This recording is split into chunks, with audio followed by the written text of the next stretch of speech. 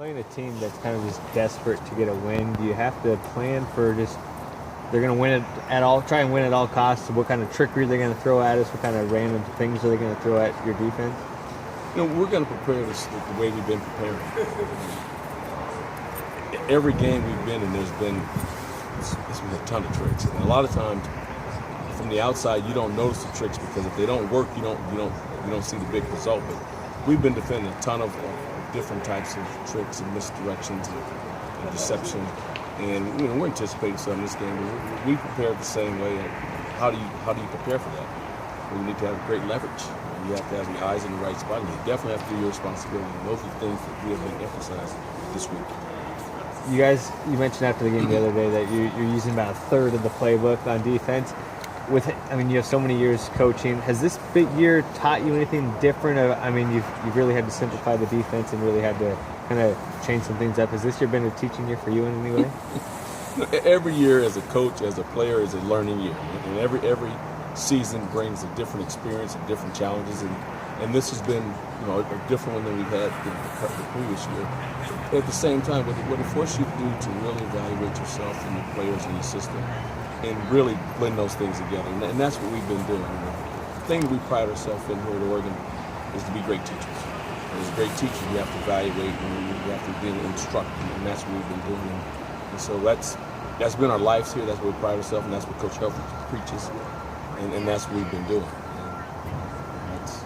And if we do that correctly, we should continue to make progress, and that's what we're striving for. I guess on that note, then how as a coach, how satisfying can it be to see a team turn around from a 3-3 start and now potentially finish on a 6-game winning streak? Just kind of making those adjustments for each inning.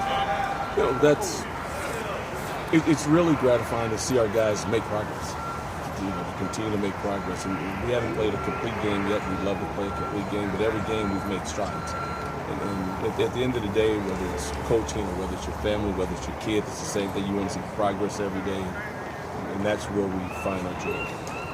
How has Tyson Coleman improved for you, not only over his career, but especially this year? It made a big difference for you. A couple of years ago, Tyson started to really mature. This last year, he's matured immensely. And from the standpoint of not only just school-wise and off the field, but just on the field, he's Rodney and Joe and all those guys are really in tune. But Tyson's right there with those guys. He's making checks, he's seeing things, he's playing multiple positions, and all the things we hoped for Tyson this year are all playing out. He's having a fantastic season. He's putting himself in a position to try to chase the NFL dream, and he's ready for it. So we're really happy. You say all things you've hoped for, that maybe exceeded expectations in a way? No, it's tough as a player to exceed coach's expectation because their vision of their abilities here in our, they think they have a vision of their ability, but we actually see it, and we always want more, and so they're never going to exceed the expectations. But it's nice to see when they're starting to stride. You can see those big strides happen. It's like, hey, he's getting up there, and that's what Tyson's doing. Tyson's a guy with Rodney, Depot, and Duchin that's started every game that he's been responsible for in the last couple of years. Can you put a price and value on that level of experience and kind of how much it helps you do your job? What's enabled us to be successful, the good days, the bad days, but enable us to be successful and continue to move forward. Last year has been the stable guys, the Depot, the Tyson, the Valdichis, the Rodneys. Those guys have continued to be here, and when things weren't good, they stayed the course. When things were great, they stayed the course. The leadership they provided is invaluable, and obviously we would love to see those guys go out and finish this season with a win. Yes, sir. People who follow Oregon know that Buckner's an All-American caliber player, but are you worried that maybe the slow start to the season you might get lost in the shuffle when they're showing the recognition? When you have a player like DeForest, when you have a great player, a dominant player, the pro scouts, when they put the film on, they'll find it. Yeah. So there's no concern. Everyone knows who Defoe is. Can you kind of explain, though, to just people around the country how he's played this year at the college level? Defoe has been very consistent from start to finish. He's made plays. Even when we were doing a lot more things, he was successful. When we trimmed things down and went to just 1 or 2 packages, he's been successful. The things he's doing on the film, I think, is really aid him at the next level is he's pass rushing better.